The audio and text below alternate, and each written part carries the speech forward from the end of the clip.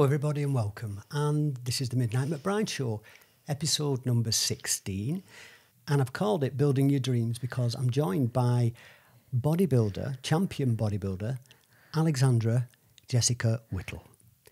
Hello Alex. Hi, Hey. you okay? Yes. I'm just going to read some of your titles so people will get the magnitude of your success. We've got 2 times Miss Britain, Yeah. IBFA overall champion, 5 times toned figure champion, and IBFA British and world posing champion. Have I got that right? Yes, you have. Right. When I told somebody that you were coming on the show, because I was quite excited, because, you know, Yeah. I thought it'd be a good show, I was questioned, and somebody said, is it a real thing, you know, the posing? And of course, it's a massive part of your sport, because we discussed when we do like the pre-show chat, and we said that you can have 2 people that have the same physique. Yeah. One can pose and display that physique correctly, one can't, and the one that can pose well will win. So it's bodybuilding on its own isn't it? There's an art to it, isn't there? Yes, definitely. Like bodybuilding itself is definitely an art, and like what I've said in the past is why work so hard on your body and not be able to display it. Exactly. And we'll get this out of the way now as well, is your hair. You've got this electric blue hair. Yes. And I first met you in Virgin, the gym near here where I go. And we had a chat, you know, and I said I'd love to get you onto the video podcast and the radio. And yeah, your hair. Now, it's been like this for a while. I wear bright colours. I think it's great. It's a reflection of how you feel inside. Definitely. You know, and in lockdown, you said that you'd let it grow, you'd not had it dyed recently and things like this. Yeah, so you can see my roots, like that's from January. I got it all blue in January. So like the blue hair started like April last year. So I had half my hair blue, just my ponytail. And then this year I thought, oh, why not? Let's go fully blue. So in January I went fully blue, and then obviously with lockdown, I've just had to let it grow. So I love it. I do. I love it. I think I should have done it blue before. You're thinking of having it cropped, is that right? Yes. So I'm thinking after lockdown, I think I might go for a fresh cut and cut it up to my shoulders. So cut all my length off. I mean, it's only hair grows anyway. Yeah, so of course. I'm still going to keep the blue. I'm going to get the roots redone, but I'm thinking I'm going to cut my hair to my shoulders. Yeah. So I've got loads of questions and lots to talk about. Now, you're predominantly based out of King's Gym, is that right? And that's in Farnworth. Yep. Yeah. I've never actually been to that gym. I didn't even know it was there, but I had a look online. It's massive, isn't it? Yeah, so it's massive. It's where the old market used to be. It's taken up like half of the marketplace. So if you've not been, you need to come down. It's all blue as well. So I think the blue inspired me a little bit. And you work as a personal trainer. So so that's what I do. I'm a personal trainer. Yeah. I only found out sort of 20 minutes ago that your husband is a photographer. So did you pick him as a photographer? Did you decide, he'll do because he can do all your photo shoots for free? No, actually. So it actually goes back to, like, me and my husband have been together for quite a while, like 14 years, and we did photography in uni. So we both got degrees in photography. Yeah. So you've done it as well? Yeah. I did photography. We went to college and uni together. Got a national diploma and a BA honours in photography. I went travelling, and we did a lot of travel photography. And then when I came back from travelling, that's when I got into fitness. And my husband stayed with photography.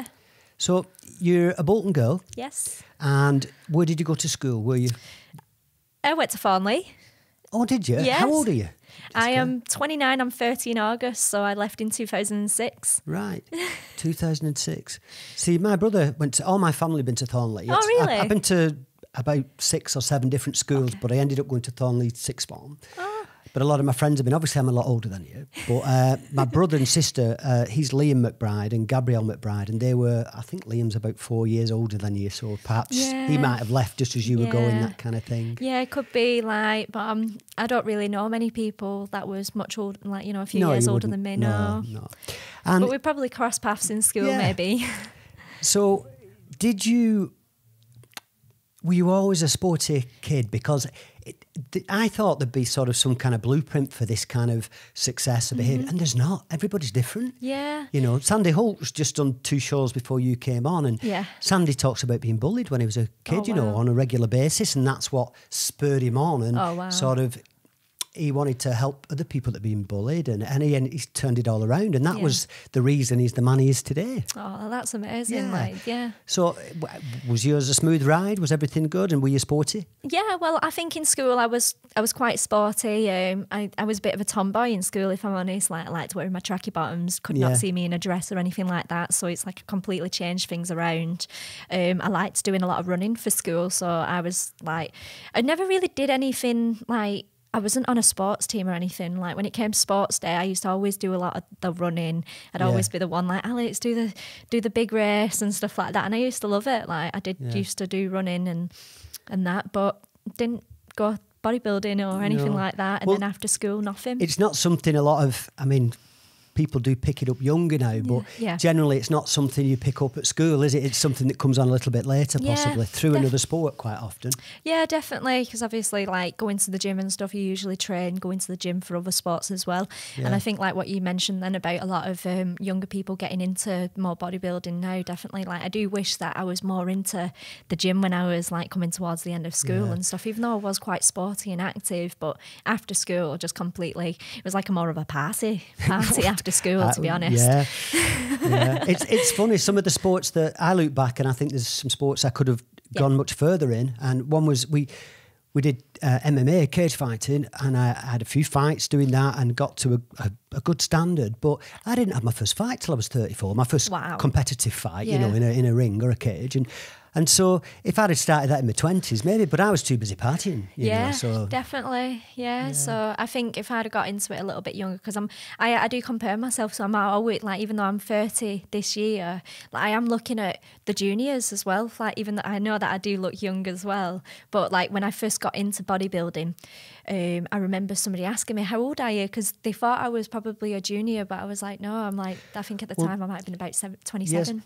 It's funny, I think people have preconceptions about female bodybuilding, and a lot of them aren't correct.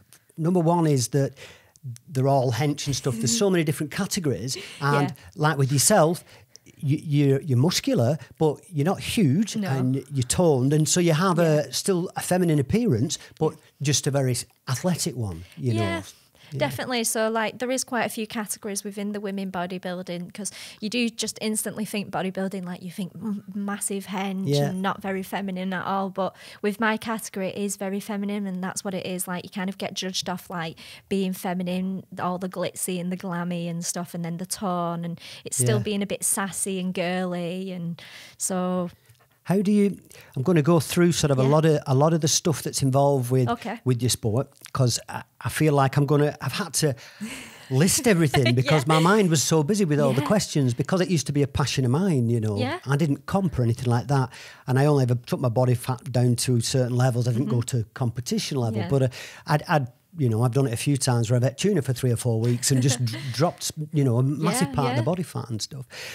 So we'll start with possibly your work-life balance. So outside of bodybuilding, do you manage, I know you told us when you came today that you climbed Scarfell Pike yesterday. Yes, I did, So, like, during lockdown, I got obsessed with watching a bit of hiking videos, like people climbing Everest. Like, I'll never climb Everest, like, but it kind of got me thinking, I want to climb some mountains. It feels good, doesn't it? It does feel good. Like I couldn't stop going on about it when we were walking up there. I was like, oh my goodness, it's like so tiring. But when you get to the top, you've accomplished something, and like that's the goal. Like, it feels so good now. I'm constantly giving myself, I have to constantly expand and grow and give myself new things to do. I need to push myself all the time. And so for me, that's where ultra running comes in, because there's always a longer distance. Yeah, I hit 100 miles twice, you know, and then you think, yay, and then you think, well, what about the 215-mile Ultra Great Britain? And you're like, what? Yeah. There's always something else. There's always something else, It's like me with the Stairmaster. I'm obsessed with the Stairmaster at the gym. Like, I always do 102 floors, which is the Empire State Building, and I feel like that is a nice goal to hit.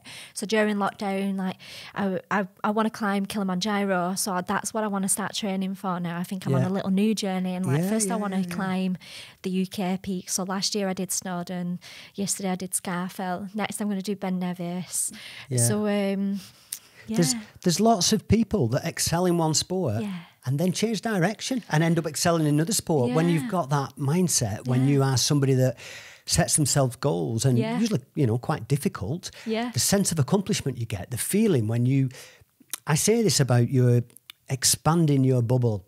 This is an example, I write about it in my book, about your comfort zone. Now, most people have a comfort zone, and stepping outside it is the only place you really truly grow and expand and evolve. And each time, the first time you go outside it feels very strange, very uncomfortable, and you'll do something small. You might talk to somebody you wouldn't normally talk to. You may, it can be something small, but then afterwards you think, well, that wasn't nearly as bad as I thought it was going to be, and I feel quite good about it. Yeah. What else can I do? Yeah, exactly. And then you do something else. And before you know it, you get to a point where you've very little comfort zone left, where basically if you think, I want to do that, then you can. You can change direction, focus on it and do it, you know. So certain people have developed that skill. I like to think that to a degree I have, you know, because of some of the things I've done. And clearly you have as well. Yeah, I'm thinking so. Yeah, definitely. Climbing mountains is a good one. Yeah. Because I believe as well there's energy around the earth, and at the tips of these mountains, at the highest point, you've got less electromagnetic field interruption and Wi-Fi and Bluetooth and all these things. And you're higher up, less noise, less people, and just you and the fresh air and usually a beautiful view. Yeah, it was nice. Like as I walked up there, I just put my phone on aeroplane mode, didn't turn it off until like I got back in the car, and it was just nice.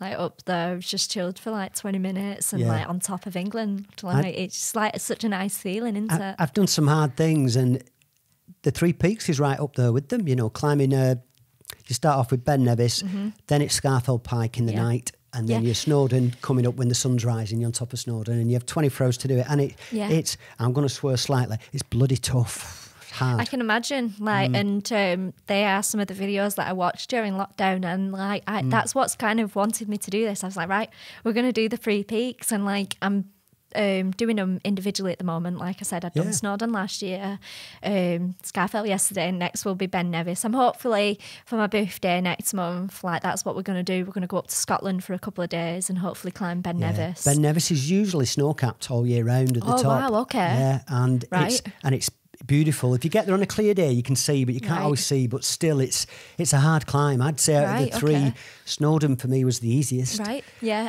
I did think Snowdon was pretty easy. Yeah. Like I wanted to ask then, like considering you've done the 3 peaks, is because when I was walking up there, I know that one of the 3 peaks was at night, and that yesterday I was like, if you've got to climb this during the night, this is not good. Well, this is the thing.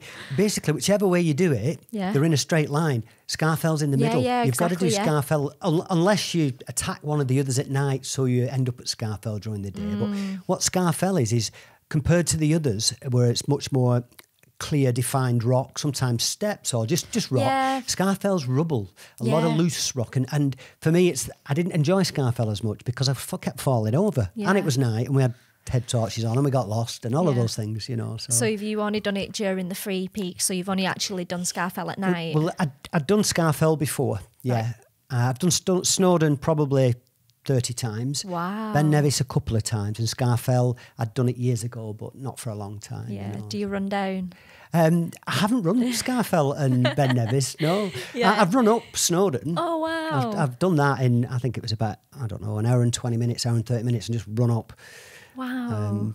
See, we went with the dog, so it was like 6 hours up and down for us, Snowdon, but we went the longest route because it's the safest. The dog's a really good excuse why you had to go slowly, isn't it? Well, she was running, so we was having to go faster. Yeah, I'm guessing and she's like, come on, faster. 3 hours up and down is great. You know? I think it was like 3 hours up and then maybe about 2 hours down or something. Like it's always a little bit easier on the way down. So you are managing to fit other things into your life, especially with obviously there was lockdown and some of the restrictions. You've found other windows.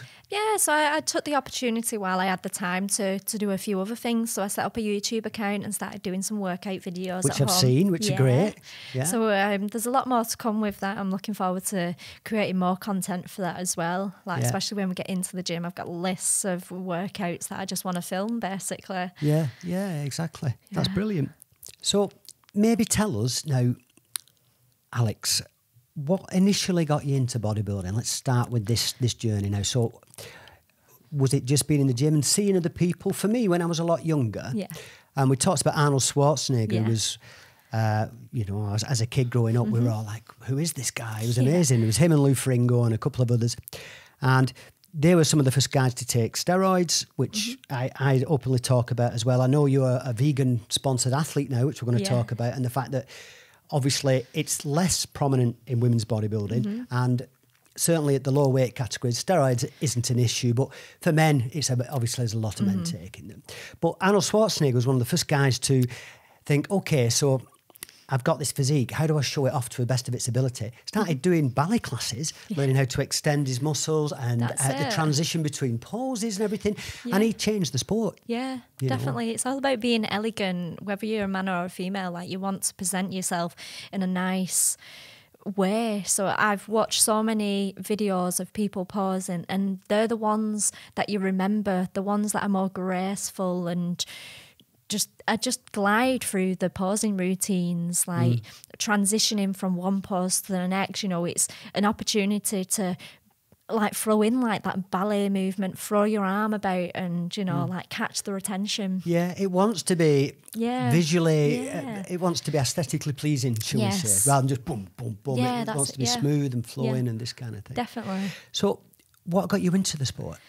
So what got me into bodybuilding? Well, obviously I started going to the gym again after I'd come back from travelling, because I travelled Australia for a year. So I was like, beautiful, isn't it? Yeah, really beautiful. So when I got back from there, I just was itching to get back into the gym. So as soon as I got back in the gym, I then realised I loved fitness. I started pursuing a personal training course, and then a couple of years later, people just started saying to me, Alex, you should compete. Have you never really thought of it? And I was just like, no, that's not really for me. Like, I was very shy, couldn't definitely not stand on stage and flex my muscles and be judged on it. Yeah. But then eventually, one person just said to me, like, you should do that competition. It was a Bolton show as well. It was Mr. Bolton in 2018. And I was just like, right, how many weeks is it? 10 weeks. I was like, right, I'm going to do it. And like, literally, because I'd committed to it, I couldn't not do it. So I was like, and I imagine you got over a lot of insecurities. You have to become body comfortable. I wouldn't say body confident, maybe, because it doesn't mean, like with myself, I don't think I'm anything I'm not. I've just accepted what I am. And, and that's a nice feeling, just to be comfortable with who you are, be comfortable in your own skin. Yeah, definitely. I think like I definitely found myself, and it definitely changed me as a person, because like what I said, I had to get on stage, flex my muscles and be judged on my hard work. Being a personal trainer, it's my job as well. So it's like, if I got judged and I didn't do very well, then that's my job. Like, oh dear. I think though it must be great, because you are a champion and a multiple champion at multiple disciplines, and you've been in competitions around the world. For that reason, when somebody's looking for a personal trainer, they're going to say, I want to do what she's doing, or I want what she's got. She's obviously knows what she's doing. So it must be a great advertisement for being a personal trainer. Definitely. I feel like that was one benefit of me actually doing the competition, because it was about me gaining confidence, doing something that I thought I was incapable of doing. And then as a business aspect, it was like definitely going to benefit me as a personal trainer. And so in the competition in Bolton, how did you get on in your first competition? Because I talked about on the last show with Sandy, I was saying that I'd always, every sport, every event I'd ever done, for example, every running event I've ever done, with the Ironman and then ultras, 50s, etc., going up to 100, I'd always finish the race. And with ultra, it's not so much about the time; it's about, can you do the distance. I've set off with races, and there's only 20 people finish. You know, you know, so it's about finishing the race. Yeah. And there's a lot less entrants when you're doing long miles. There might only be 50 people, 40 people start the race. You know, right? But even on a big race, sometimes not many actually finish. But the point being, the one time I didn't finish, the last time I attempted a 100-mile race, the Pennine Barrier 100, I ran 50 miles 5 or 6 days before, which you're not supposed to do. You should be resting. And I attempted it, and my feet were in shreds when I started. And so I did the 50 miles, the front 50, and I didn't do the back 50, and I just pulled out the race. Yeah. And that was really hard to get my head around, because I'd never failed before. Yeah. You know, but you learn so much from not succeeding. Now, obviously you're getting quite used to success. Yeah, so definitely, like, I competed for 2 years, and I've done really well in 2 years, and that's not every story in bodybuilding for everyone. No. So going back to my first competition was Mr. Bolton, Mr. and Miss Bolton, and I actually entered the bikini category because I I do the toned figure categories. The bikini is the lowest category, is it? Yeah, so as in body size. Yeah, so like kind of you've got your bikini toned, athletic and trained girls. Your bikini girls, you're holding a little bit more body fat, not as much muscle, and it is a bit more like kind of beach body. You look good for the beach, basically. You still look like you train, and you're still looking a little bit toned, basically, but not too much. Whereas, so I entered that one as a bikini girl, and I came second. So it was like my. And that's your very first comp. That was my very first competition. That's got to be a really nice pat on the back, hasn't it? And then you start to think, oh, actually, I could win this. Yeah, definitely. You know? So basically, what they advised me on was I was a little bit too muscular for the bikini category, and to move up to toned figure. Yeah. And I'd only actually intended on doing the one show, and because I'd come second, I'd completely bypassed the first timers category, because first timers is toned figure. So if I'd have gone in first timers, I'd have had to pose like a figure girl, and at the time I was only posing like a bikini girl. Like the figure girls, they do like the arms above your head, like the double bicep poses, where the bikini girls keep your arms down, and it's a little bit extra feminine, not too like muscly. So even the posing routines are going to be relative to what you're trying to show, aren't they? So they'll be different. Yeah, so they are differently, like, because they've got different criterias to match, basically. So I did my first show, I came second, and they invited me to the British finals, which was, I think, about 6 weeks later, but they advised me to move up to toned figure. So I was advised to possibly do a toned figure competition before going to the finals, so then I could experience the figure class. So 2 weeks after the Bolton show, I entered my first figure class, and I actually came third in that one as well. And they invited me to their British finals, which was like the week after. So I was like, okay. So I've done 2 competitions, I've come second, and then moved up a category, come third, and then I've got 2 invites to British finals. So I did the British finals the week after.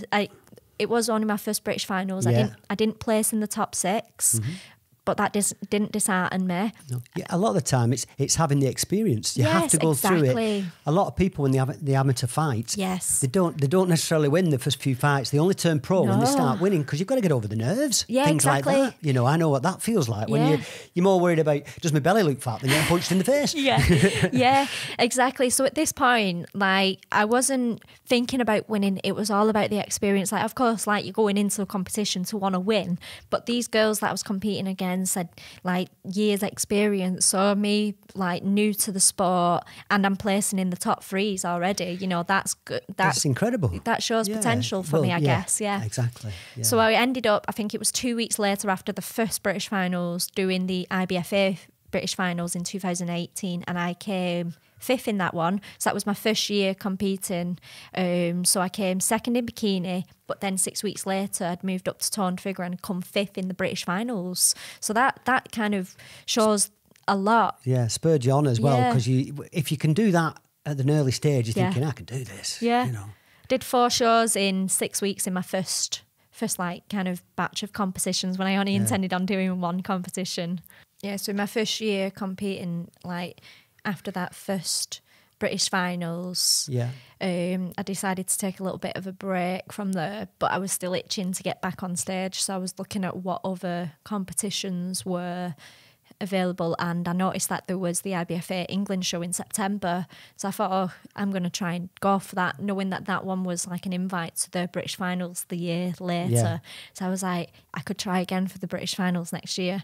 So I went to the England show in September, and that was my first victory in becoming Miss England then, so I was pretty buzzing about that. You felt on top of the world then, didn't you? Definitely, yeah. So maybe tell us about, there's some questions I've got, if that's okay, and one is tanning. It's actually, I've seen clips backstage, because like I say, I used to be really into bodybuilding, and backstage, they're literally painting it on, painting it on, and tanning's a big part of it, because I believe if you've got browner skin or darker skin, it shows off the muscle better. Is that right? Yeah, so that is correct. So it's not just female; it's male. The male, the men are the same. Everybody. Yeah, because if you go on stage and the bright lights are shining on you, you're just going to be reflecting basically. Of course, yeah. So that's like one of the reasons that we put the tan on. So it enhances your muscles, like the more tan you've got on, like kind of you can see a bit more definition. Then when you get on stage, it's going to brighten up, so you actually lose that little bit of definition. So before we go on stage, we actually look darker than when we're actually on stage. Right, yeah. But yeah, it does. We get washed out otherwise. If you go on stage, you're not going to be able to see anything. No. So the darker the better. I start my tan usually 2 days before the show, so I usually have about 3 layers of tan on. I'm going to say you layer it on. Yeah, layer it on. Yeah. There's different elements, and with training, the training you do off season and when you're approaching a competition, very different, perhaps. And then the nutrition. Off season when you're bulking up, and then pre-comp, again, different.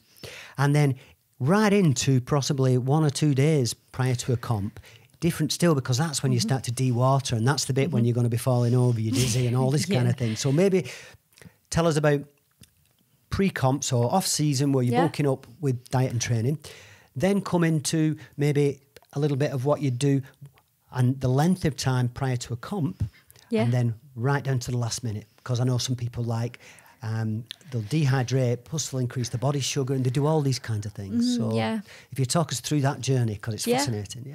Yeah, so when I first got into, when I was doing my bodybuilding shows, I immediately had to change my diet straight away, because obviously when you're getting on stage, you want to be pretty lean, to be on stage. I mean, each category, you want to be more leaner than the previous category. So with me, I just kind of just went with the flow and just see what kind of condition we could bring in. Yeah. So when you're cutting, you want to look at kind of decreasing your carbohydrates because and your water intake, like what you talked about.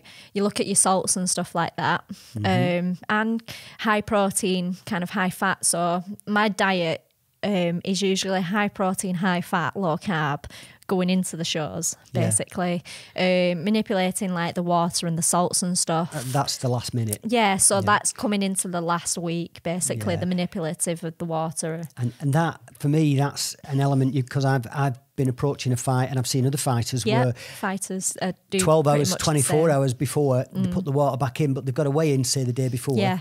And they'll strip 10 pounds of water. Yeah. And you've got to get that right, haven't you? Yeah, definitely, because it's definitely, you've got to get it on point, basically, because you get on stage. You're absolute weakest when you're on stage, aren't you? Yeah, because you know water in your body. Yeah, so it's like you do dehydrate yourself, you don't drink anything on the day, so it's like that last week, you're looking at, say, maybe at the start of the week, you might be drinking like 2 gallons, like on like the Sunday, Monday, and then you're cutting it to like literally a couple of days before, you might only have like 500 mil, and then like sips the day before, and then on the day I won't drink anything.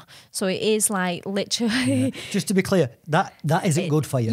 No, I wouldn't recommend that for anybody, really. But it's not what healthy. They do in the sport. It's literally to get yourself on stage, to be as lean as possible, as dry as possible, to just be in the best condition as possible. It's not a look that you aspire to look like all year long. And so on the bulking up period, what are classed as good carbs? Because a lot of carbs are just sugar and crap, aren't they? Yeah, so like kind of obviously your carbohydrates can be anything from like rice, potato, fruits, sugar, all that kind of stuff. Whatever you eat, it's going to kind of convert it into glucose, which is sugar, what our bodies use as energy. So if you don't burn it, it's going to store it as fat, basically. And the training difference between sort of when you're bulking up and when you're approaching your comp, I'm assuming that bulking up, you're lifting heavier weights, fewer reps, get closer to your comps, decrease the weight, higher reps. And that's then you're pumping your veins up and getting definition and so on. Definitely, because like usually during your off season, you're eating a lot more calories, you've got more energy. That's the fun bit, isn't it? That is bulking the fun up's the nice bit. Definitely. I definitely feel a lot more comfortable now with off seasons, whereas I always strive to be as like pretty lean. Like I'd only be like a few kilos away from my stage weight, but still look pretty healthy. Some of the male bodybuilders, especially in the heavy and super heavyweight categories, 3 and 4 stone difference You Yeah. know, nearly all of them are 2 or 3 stone different, but some of them 3 or 4 stone between when they're bulking up and then when they trim down for comp. Yeah. You know, massive. That's a hell of a lot of like weight to have to lose for a competition, because the longer you diet, the more like, because when you put your body under that tension of dieting for so long, it's going to get to a point where your body starts breaking down muscle tissue. Well, this is it. You've got to monitor that, haven't you? Yes. Because if your body isn't getting the fuel it needs and stuff, it's catatonic, isn't it? Which starts eating the muscle. Yeah. So basically your body just turns catabolic, like, and starts and starts eating itself for energy. What's catatonic? Have I just made that up? I'm not too sure. You know, I was like thinking, is it catabolic or is it not? I think it is catabolic. Yeah. I'm sure you're right.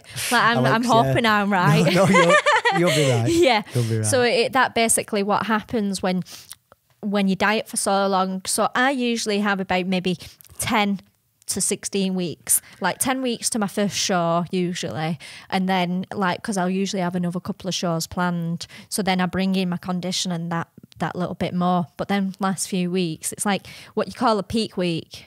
I hit every single week.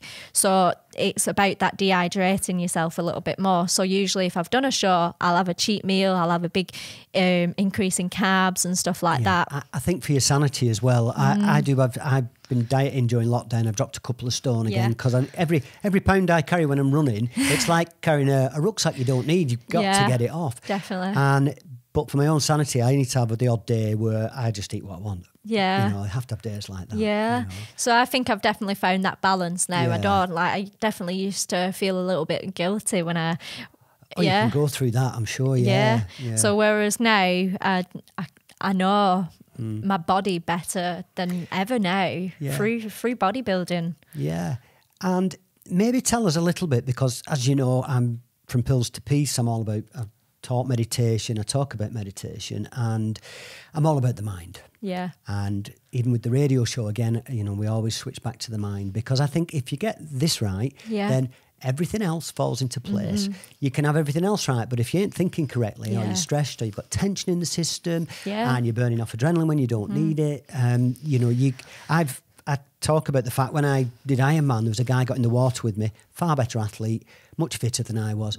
And unfortunately, he didn't make it. He didn't even finish the swim. And that was because he was stressed and tense and he got cramp, you know, where I was incredibly relaxed. I was by no means the fittest guy, but I was so calm and relaxed. I just took everything in stride. So you must have experienced this going into learning it's really important to stay calm. Yeah, definitely. Like I think every time I've competed, like even going back to that first show, I remember it was weird.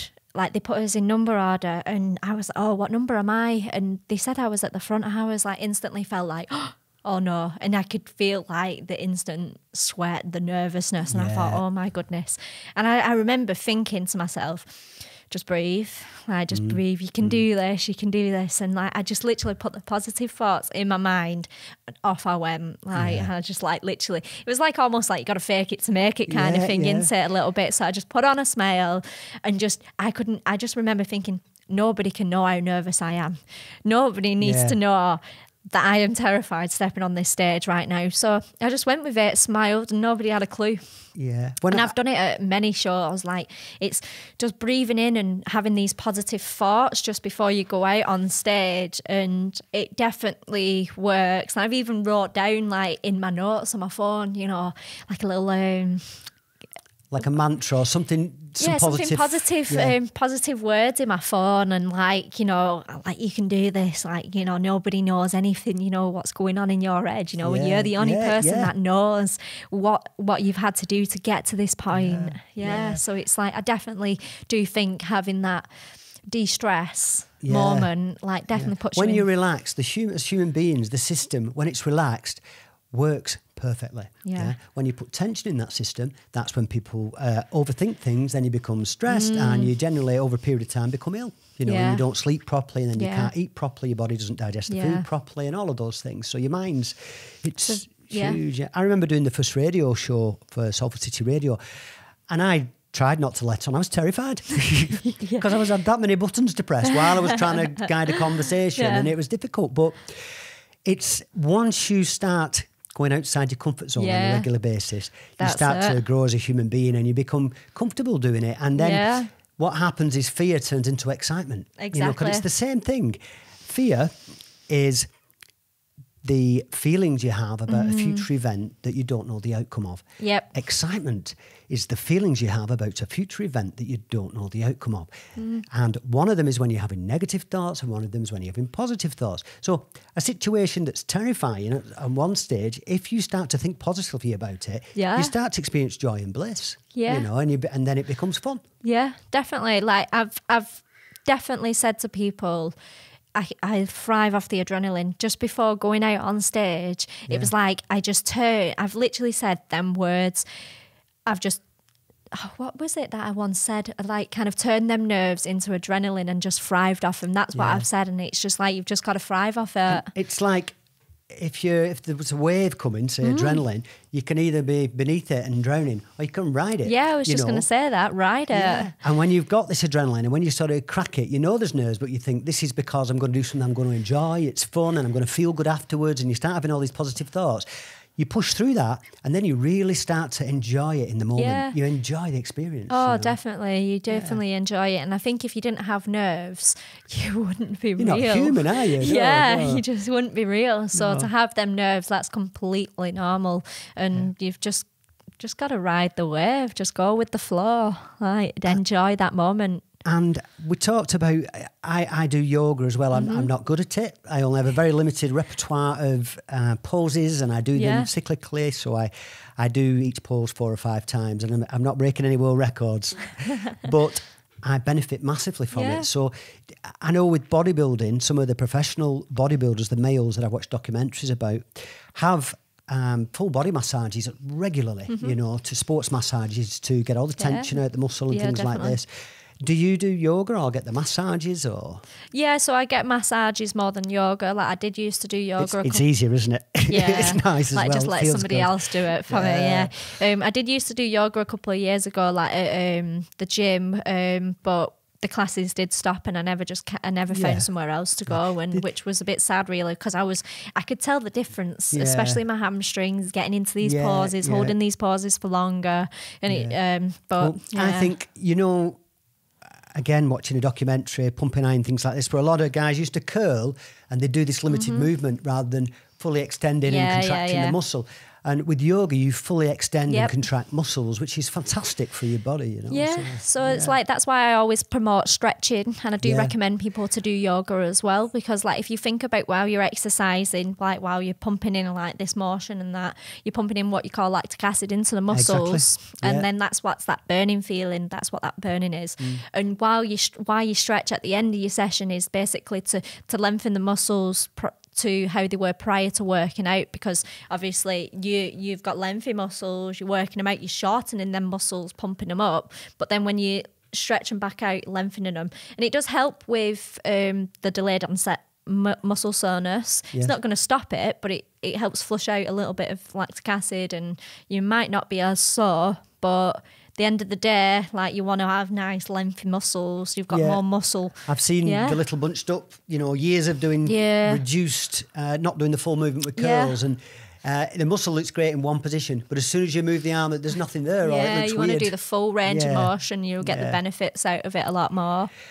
So, I know that with lockdown, you've been doing these videos, and have you been training a lot in lockdown, or limited training? Because I know you're climbing mountains now as well. So how's it affected your training, your normal routine? Yeah, so like at the start of lockdown, it was pretty good. Like I've got quite a bit of equipment at home, like some barbells, some plates, some kettlebells, resistance bands. And I thought, buzzing, like, let's get on with some home workouts, start filming some home workouts, because I wanted to do this for a while, set up a YouTube account and start posting videos, and finally had the time. Tell us the name of your YouTube channel so that I can subscribe. Yeah, so it's Alex Jessica Fit. So if you just literally type my name in, it's one just word or gaps in between? Gaps in between. Right. Yeah. Alex Jessica Fit. Alex Jessica Fit. It's the same on Instagram Yeah, and everything's Facebook. the same. Yeah, Everything's the same. Like, trying not to confuse everybody. Yeah. So I can subscribe to that. yeah, subscribe to it. Yeah, and start doing my workouts.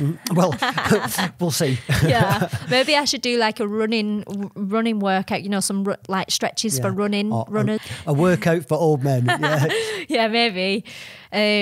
So yeah, going back to my training during lockdown, I was using minimum equipment for the first couple of months, and then was bike riding, walking my dog a lot, and I just kind of lost a little bit of motivation to really train at home. Like, it was getting a little bit repetitive, and like I was just concentrating on producing the videos and like getting them out, and I was getting a little bit overloaded with content that I was filming. I thought, right, I'll catch up with myself. And then when I've caught up with myself, I can't be bothered now, like a little bit. And I thought, you know, I think it's a bit time that I have a bit of a time out, you know, take a bit of a time out away from exercising, because obviously I'm in the gym every single day, and I was beating myself up a little bit. Like, if I didn't train a day, I'd be like, you know, it was a bit bizarre. It was like, I have to train. It can become a bit obsessive, can't it? Obsessive, that could be the word. I think a lot of people who I know that have done well in bodybuilding, and I've known some guys that have, they are obsessive. It becomes obsessive. They're obsessive about the weight, the food, and the training, you know. I think it's really healthy, and what people forget is the rest part, where you let your body have a complete break, is just as important as the training. It's equally important, you know, and for your mind as well. And I hadn't ridden my bike for probably 2 years, and during lockdown I've had my bike out and I've been riding, not just running, and it's been fabulous. It's good, isn't it? Like, I hadn't bike ride for a couple of years. Mixing it up, it's been good. Like, I was going to say something then. So that about...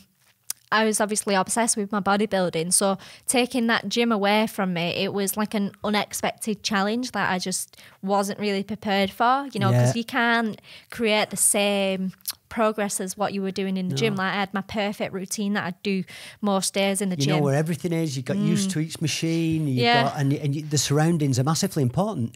I'd go to Total Fitness, I'd train, and I just didn't get on with everything. I went to Virgin, and okay, it might not have been the greatest equipment and everything, but I was used to it. It worked for me, you know. That's it. It's like routine. You do what you're used to, I guess. And, you know, taking that away from me, like just before lockdown, I'd actually just got a personal best on my deadlift that I'd been chasing for years. Which was how heavy?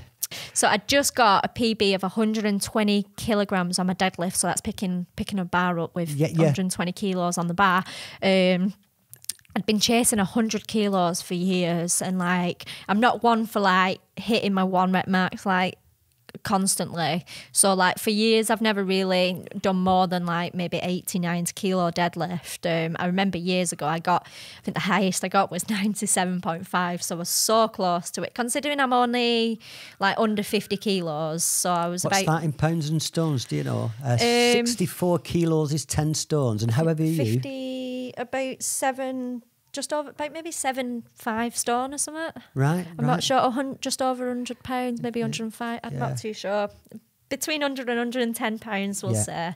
So like, when I'm on stage, I'm about 45 kilos. When off stage, about 48 to 50 kilos. So like years ago, I've always been around 47, 48 kilos, like for some reason, like. So I've hit double body weight, which was about 95-ish about. So I'd hit the double body weight, and I wanted that 100 kilos. Yeah. So I finally did that. And who I was training with, Chris, he said to me, right, extra 10 kilos on when I'd got this 100 kilo deadlift. And I thought he meant just 5 on either side. Like, I thought 110 kilos. So he meant extra 20? An extra 20 on each, like, you know, an extra 20, so an extra 10 on each side. And like, I was like, are you kidding me? I was like, I ain't going to do that. But, you know, I'll give it a go. And I was like, I'll give it the best shot I've got. I bet you had veins popping out your head, and you had purple. And then definitely. I definitely screamed, like, oh my goodness. Like, I wasn't expecting it. It came off the ground pretty fast, like to mid-shins. And then I got it just above my knees, and it was a fight from between my knees to my hip. That can take 10 seconds. Yeah, but that was it. It was like a good 5 seconds pulling, and I wasn't letting go at all. I screamed my head off. So you did it? Yeah, and I definitely did it, So that was an achievement. I had doubt. I think the most I've ever lifted during lockdown is maybe about 50 kilos. So I won't be attempting 100 Well, your body's kilos been rested, away. so most people's bodies have little pulls, tears. There's all this stuff going on, even while I've always got some kind of injuries, small injuries and things. And so a complete rest usually gives your body time to heal. That's exactly what I feel like I've done. Like it's like a new headspace for myself. Like at first I was just like feeling very anxious, like I was going to be judged. Like with these titles, I felt under pressure, like I've got to be lean, I've got to be shredded. Like people have admitted to me when they've seen my bodybuilding pictures, they think I look like that all year long, you know. So when I found out of somebody when they said, oh, I did think that you did look like that all year long, I was like instantly felt like, oh my goodness, I've just actually come to terms that I don't look like that a year long. And you've just proved to me that people think that I look like that all year long. Like people who know a bit about bodybuilding know that that's you can't do that, can you? You can't have your body fat that low for a sustained period. Oh goodness me, I know. I've watched a documentary with Dorian Yates, and he said he got his body fat down to 2 or 3%, and he couldn't walk because there was no fat on the soles of his feet. He was in agony just walking across the room, you know. So yeah, it is tough. Like for a woman like of my category as well, we shouldn't really be getting to like 5% body fat. But I think like literally my skin on my stomach's been like wafer thin, like my hand there. And I look back at pictures, and I know that at that time when I've taken them pictures, I've taken them to document it right then, but I know I still thought I was fat. I needed to pull more fat off me. But looking back, I'm like, oh my gosh, there was nothing on me at all. Like I couldn't have been any more skinnier. Body dysmorphia, where your mind sees something very different than what the rest of the world sees, isn't it? Yeah. Body dysmorphia in bodybuilding is definitely a massive thing. I think it's quite normal. Yeah, I'd say it's quite normal, but I think a lot of bodybuilders will have struggled through lockdown because taking that gym away from us, where we depend on it for our mental health as well. It's your recreational time, it's your social life, it's everything, it's your work, it's everything, isn't it? Yeah, definitely, yeah. So like a few weeks ago, like maybe in June, I was getting a little bit anxious, like thinking, oh my gosh, like what I said, like people are going to think, oh my gosh, Alex, you've got fat. Like, where's all your muscles gone? Yeah, no, you're laughing because like I'm still a size 6 now. There's no fat on me still now. Yeah. And like, I'm just, within a few 3 weeks, I bet you I've got my shoulders back and I've got some abs back and that. Once you've been there, you can go back fairly easily. It's the first time. It's when you're putting that muscle on for the first time and you're pushing these boundaries. It's hell.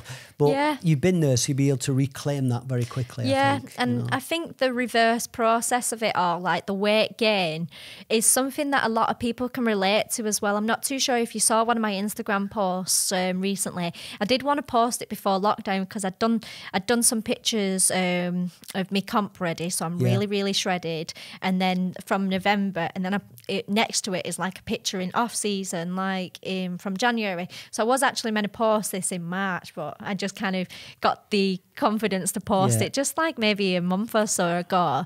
But I got such a good response from it, and people was relating to it through lockdown as well because they've gained weight through lockdown. And I knew when I was posting it, because I'd got the confidence, I thought people are going to love this, you know, because I feel really crap about myself right now, and people are going to feel the same. I think it's really good that you've not edited your life. You're showing people the journey. Yeah. You know, so you're saying this is what it was like before. Yeah. We've all been through lockdown. This is what I've been experiencing. And people go, oh, right, so I'm not the only one, you know. Yeah. And you're showing warts and all, you know, this kind of thing. Because everybody who trains, generally negatively, but sometimes positively, but everybody who trains has been affected by what's happened over the last few months. Everybody's gone through it, and everybody probably, like yourself, maybe doesn't know quite how to process it, might feel a bit uncomfortable about it. And so you'd shown that, and that's great. Yeah, definitely. So I think the more I can post where people can relate to it, it's going to boost myself in confidence as well, I think, because I've obviously portrayed this look where people think that I'm shredded all the time, that I've got this amazing six-pack, and it kind of makes me feel horrible when I don't have that six-pack. So it's like kind of showing people the real side of it, and other people can relate as well because they diet hard to go on holiday for a wedding, and then straight away they go back to their old eating habits and they weight gain. And as well, like obviously when you eat excessive amounts of carbs when you've not been eating them, it makes you hold more water, like carbohydrates makes you hold more water. So if you've been on a low carb diet, like a bodybuilding diet, like what I'd been on, and then go straight into like eating everything, you will balloon up. And like I've seen people put like, say, 2 stone on within a week of bodybuilding show, but when they go back to like balanced eating habits, they then lose it all again.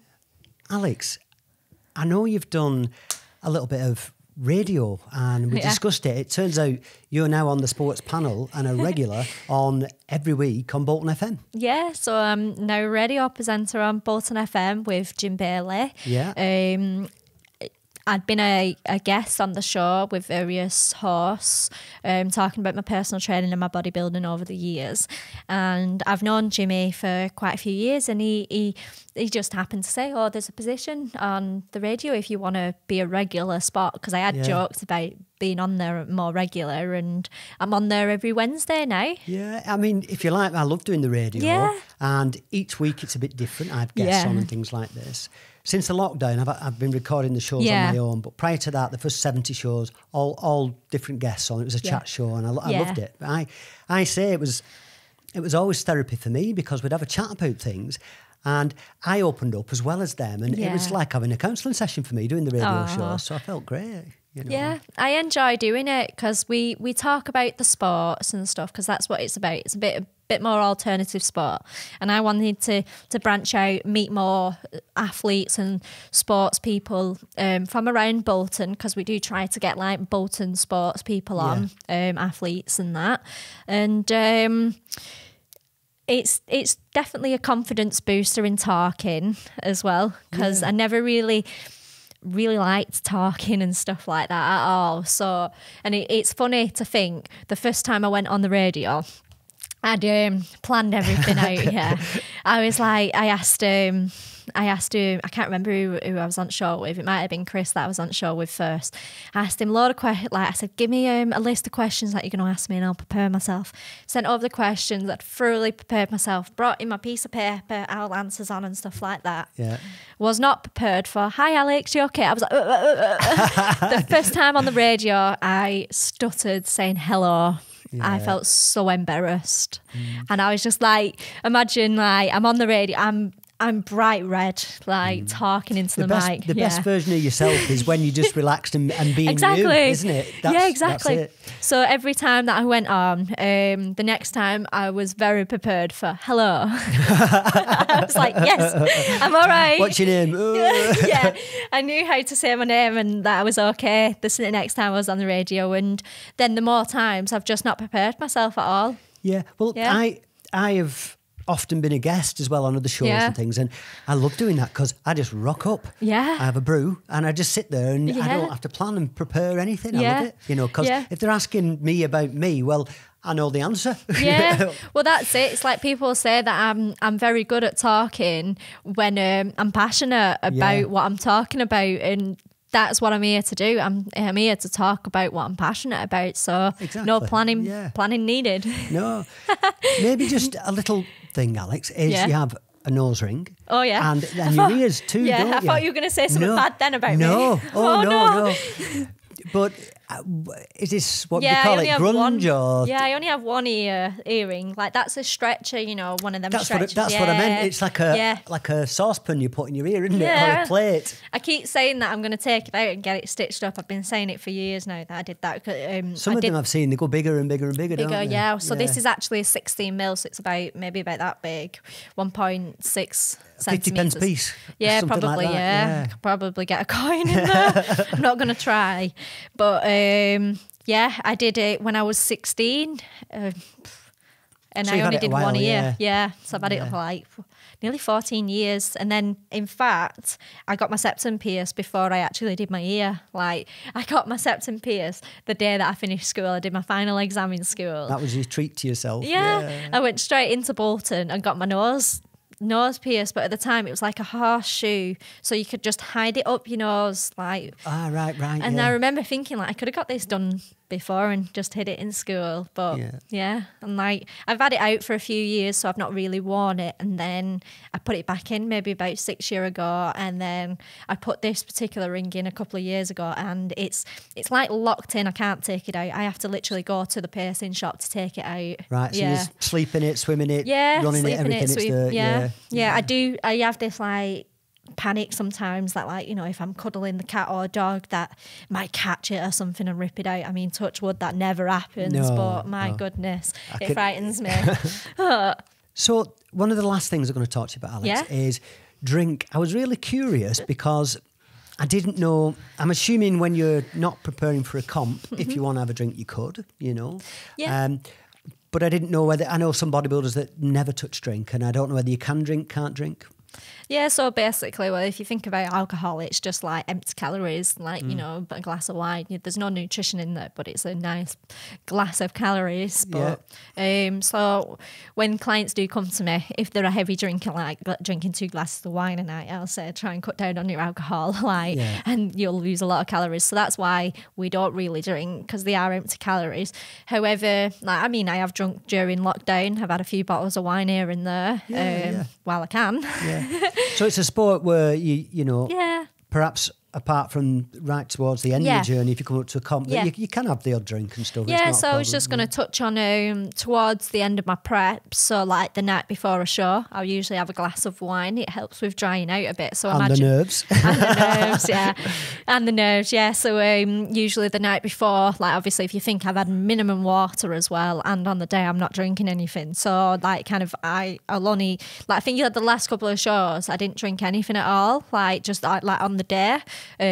Just like, well, one of the last shows I was in Italy anyway, so I couldn't even have any wine if I really wanted to anyway. But see, that's exciting. I kind of got over it because you've with the comps you've done, you've travelled as well. It's not all UK based. You've been, you know, around the world. Yeah, definitely. So I've been to Ireland and I've been to Italy, and I should have just had another Italy competition in July. I should have been competing in Miss Universe in July, but sadly with everything what's gone on, everything's been cancelled and rearranged. All the ultra races, they're all doing the virtual races now, where you have a GPS tracker on you and you run the races on your own. Oh wow! You know, and they clock it that way. Which is so the races I'd entered this year, they've all been cancelled as well at the minute. You know, which is a shame, what a shame. I had 3 shows planned. Like I had invites to 3 big shows. So I had PCA World Finals, which was going to be in Birmingham, and that should have been in May, but it got cancelled. And then I had an invite to defend my British title, one of my British titles. So I was going to do NABBA British finals at the end of May. Or was it end of June? End of May, that one. Yeah. And then I had Miss Universe, which was in Italy at the start of July, and they all got cancelled. So I was like looking forward to it all as well. I was mainly just going to do the Italy Miss Universe because I was chasing my Miss Universe title. Yeah.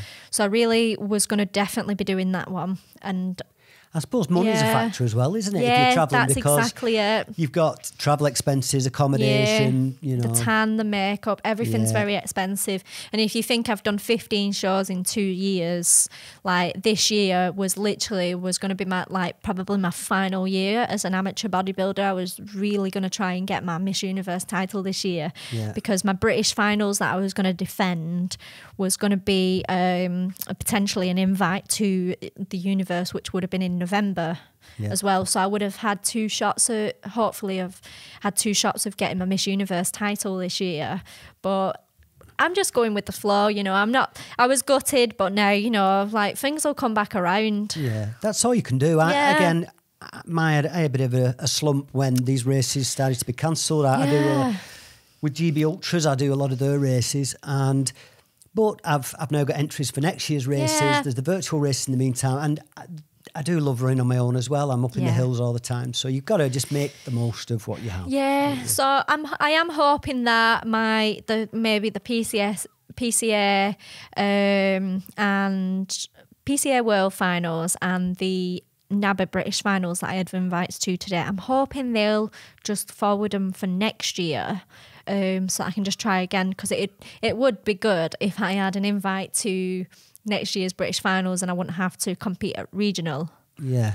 Again, to get that invite to the British finals. So, because obviously the more prep that I have to do for shows, the more cost it's going to be, the more time prepping and stuff like that. So it's like at this moment, I've just had to take my thoughts away from bodybuilding, because like I'm just thinking about it so much, not knowing what was going on, whether like, because all the shows got cancelled at this year, then they got rescheduled for later on in the year. So everything was technically still going ahead from like August onwards, but obviously gyms being shut, they all started to decide to cancel them all. And then there's just been a handful of rescheduled shows. Yeah. Yeah, I suppose apart if you haven't got the facility to train at home or the motivation, even if the shows are going ahead, if they're not going to have enough competitors, because people aren't going to be show ready, are they? That's exactly what I thought as well, is like obviously there will be a lot of people have been able to train during lockdown and will hop on any show later on in the year, but will it be a big enough competition that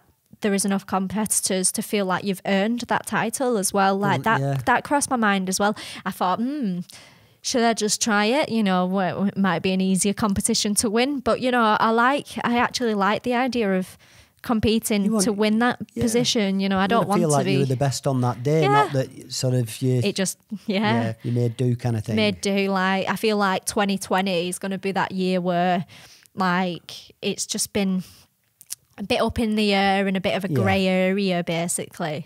And I do feel like I want to be able to have earned my win. But then I'm thinking, like, next year, is it going to be a booming year that, like, competition's going to be overflowing as well? Well, is there going to be space going off the next year? Of the races for next year with GB Ultras and stuff, everybody wants to do the races this year.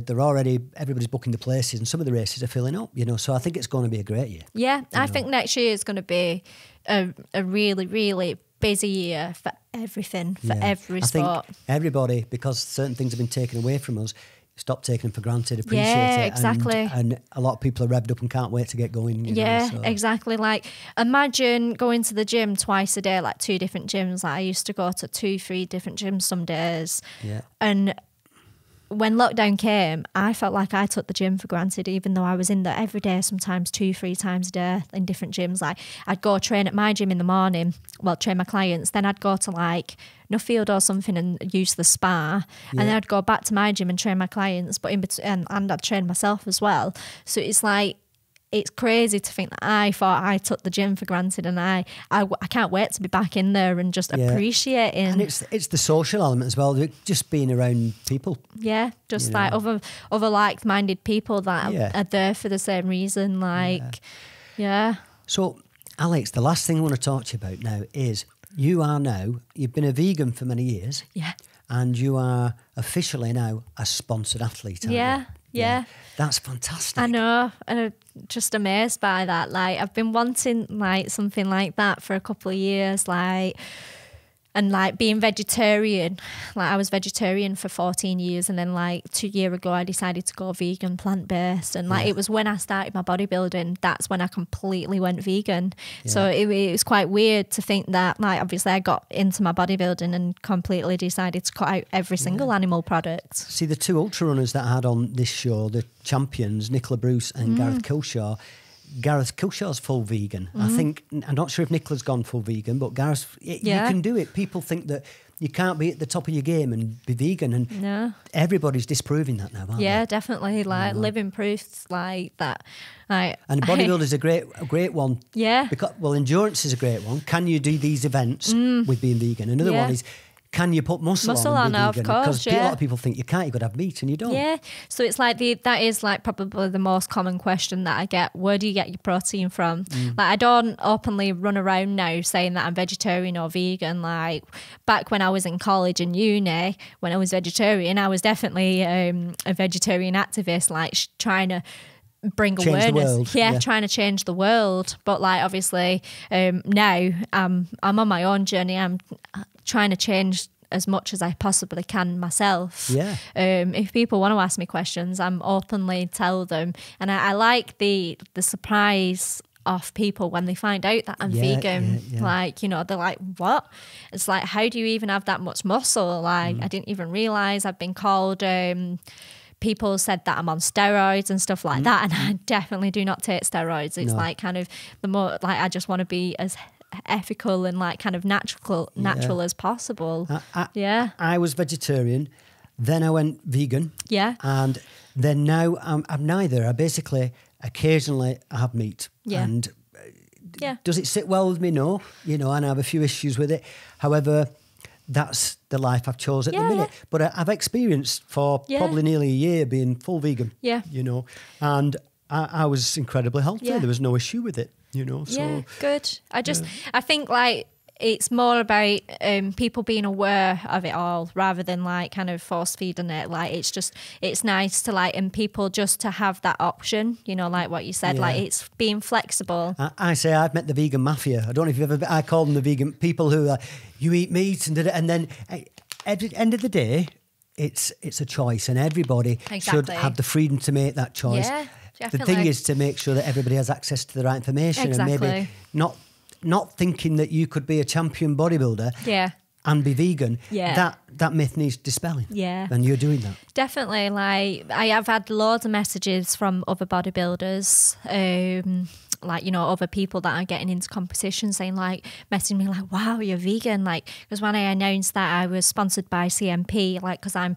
one of the plant-based athletes. So like they've got specific athletes for each of their ranges. So me, along with their other plant-based team, which I feel like honoured to be a part of, like looking at me against like these other plant-based athletes, I'm like, oh my God. You must have, the day that email came when they said, because I get emails like something along that lines with people wanting me to endorse things.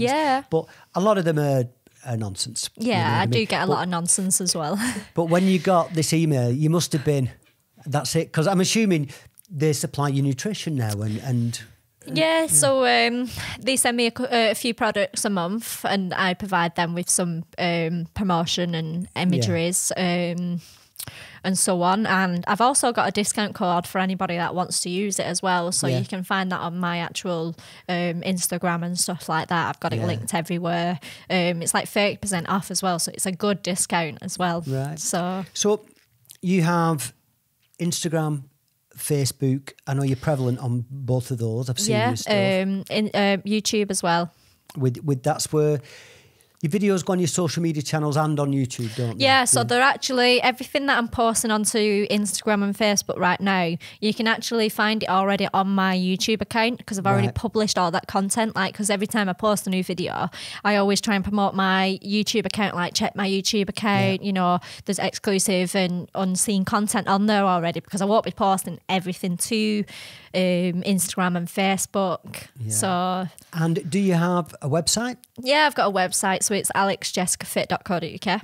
Okay. All right. So if somebody wanted to come to you and maybe wanted to have a personal training session with you or wants to find out a bit more about what you do, definitely. That's the place maybe to go. Yeah, so just like send me an email or a message or anything. Like if you're inquiring about one-to-one personal training, I do small group training as well.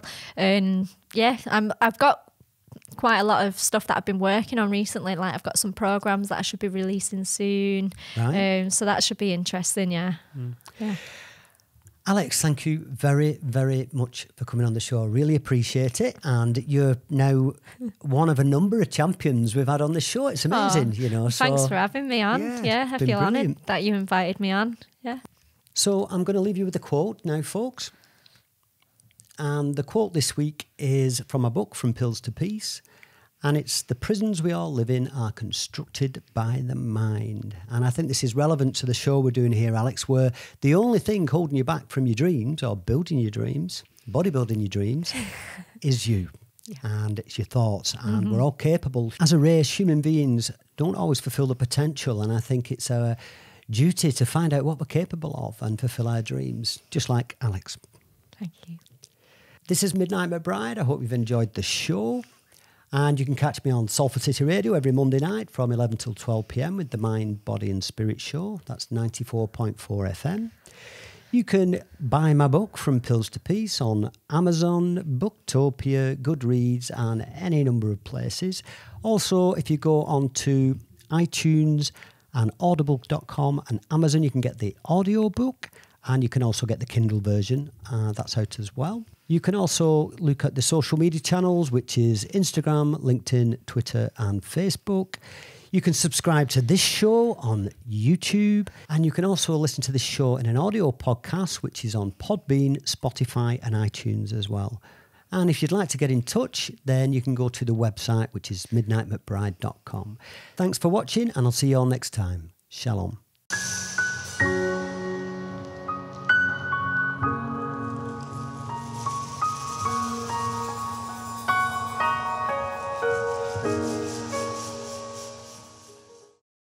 I wish, like, when you said something about being younger and this, that and the other, I wanted to say that I wish I was into gymnastics when I was younger, because that would have benefited me a lot more, being gymnastic, because like I can't do the splits or anything like that, like how you talked about, like, you know, I know getting into ballet and stuff like that. It's very, very good if you could, as a bodybuilder, aesthetically, if you can get on stage and do the splits and stuff like that, and you're doing flips and stuff like that. I know that, like, I've been in competitions with people before, and like, even though you don't get judged on your 60-second individual routines, it's most about just the comparisons of you all. If you've got a very eye-catching routine and you're doing flips and stuff, you're easily going to remember it, and you're not going to be able to get the judges can't take your eyes off that particular person. So I think last year with me having that blue, and I put glitter in my ears sometimes as well, so I had this, like, a lot of people said I was very mesmerising on stage and stuff. So I was saying on social media, how often do you post? So it kind of, if I could, like, I've got an app on my phone where I know what I'm posting for the next, like, you know, maybe 12 posts, but I struggle with captions sometimes. It'll take me a lot longer to figure out a caption. I overthink what people are going to think when they read my captions. So years ago, I used to just do quotes, like I'd go on Pinterest and take a quote, put that, like, you know, if it doesn't challenge you, it doesn't change you, kind of thing, like a nice quote like that. Whereas now, I'm trying to get a little bit more personal within my captions so that people can look at the picture, read the caption, and kind of know me as a person, like, a little bit better. And I get, like, because it's from looking at other people's profiles, and that's how they've got, like, more of a following, more interactions when they're more of a real person. When you've shown your full journey, you get a lot of people that relate to that, don't you? So definitely. So it's like, kind of, for years I've, like, always posted, like, my best pictures, whereas, like, now there's a lot more of people want to know you're real. Well, that's it. It's like with my husband being a photographer and stuff like that, like, I've always been very particular with him not removing, like, my moles and stuff like that, because he can get carried away, like, you know, like maybe editing a picture, like to be on a website to enough. And then I've got quite a few freckles on my stomach, and I remember once I caught him, like, removing my freckles. I was like, what are you doing? I was like, they're not flaws, I like my freckles. I was like, fair enough, if I've got a spot, then take the spot away, because that don't last long. But removing my moles and stuff like that, like, you know, it's just, I prefer stuff like that. And